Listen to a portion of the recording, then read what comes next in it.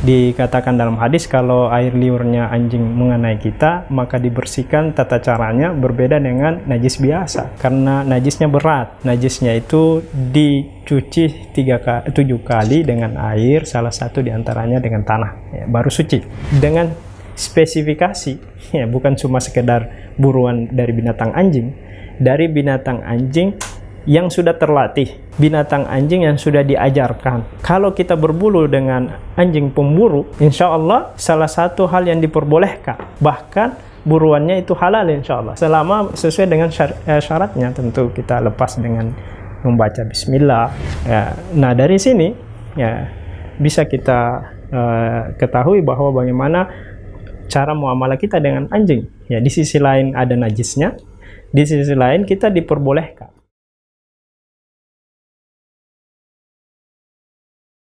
Jadi kalau kita bekerja sehari-hari sebagai pawang anjing pelacak, Ustadz? Iya. Pawang anjing ya, pelacak. Anjing pelacak. Ya.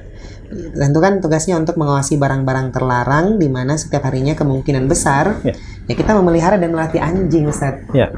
Ini bagaimana pandangan Islam terhadap hal ini, Ustadz? Baik, Masya Allah. Ya, terkait dengan bekerja sebagai pawang anjing pelacak ya.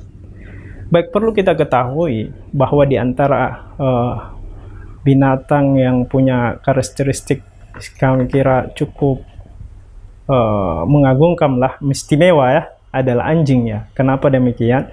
Di satu sisi dia punya najis yang mughalladah ya, yang berat. Najis yang berat.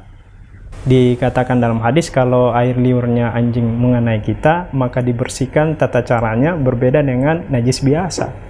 Karena najisnya berat ya. Najisnya itu dicuci 7 kali dengan air, salah satu diantaranya dengan tanah, ya, baru suci. Itu di sisi lain. Di sisi lain, ya, di sisi yang lain, silakan kita bisa cek di dalam surah Al-Maidah ayat 4. Sebelumnya ayat 3, Allah Subhanahu wa taala menjelaskan kepada kita makanan-makanan yang diharamkan.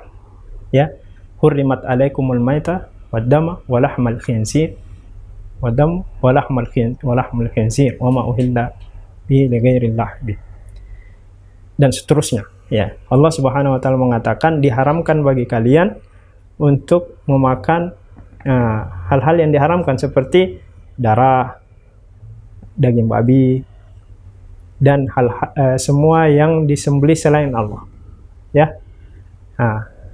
Kemudian ayat selanjutnya ya, Allah di situ menjelaskan bahwa Allah menghalalkan kepada kita makanan yang baik-baik, dan diantaranya yang diperbolehkan, subhanallah, diantaranya yang diperbolehkan dalam surah Al-Maidah ayat 4 disebutkan di situ, diantaranya yang diperbolehkan adalah hasil buruan dari anjing ya. Di situ disebutkan memang binatangnya anjing. Dari binatang anjing dengan spesifikasi, ya, bukan cuma sekedar buruan dari binatang anjing, dari binatang anjing yang sudah terlatih, binatang anjing yang sudah diajarkan.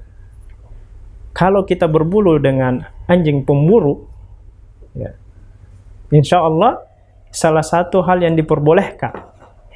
Bahkan buruannya itu halal insya Allah. Selama sesuai dengan syaratnya, tentu kita lepas dengan membaca bismillah. Kemudian anjingnya adalah anjing yang yang pintar, yang diajarkan. Salah satu karakteristik anjing kan binatang yang jenius ya. Bisa dikategorikan seperti itu ya, sehingga dia bisa melakukan perintah apa yang diperintahkan tanpa mengkhianati ya. Ketika dia diperintahkan hanya memburu, kemudian memangsa bagian tertentu ya, tanpa menjilati bagian-bagian lain atau bahkan tanpa memakan sedikit pun daging itu, itulah fungsi dari anjing yang sudah diajar ya, diajar sehingga syariat memperbolehkan seperti itu, dan dagingnya halal insya Allah.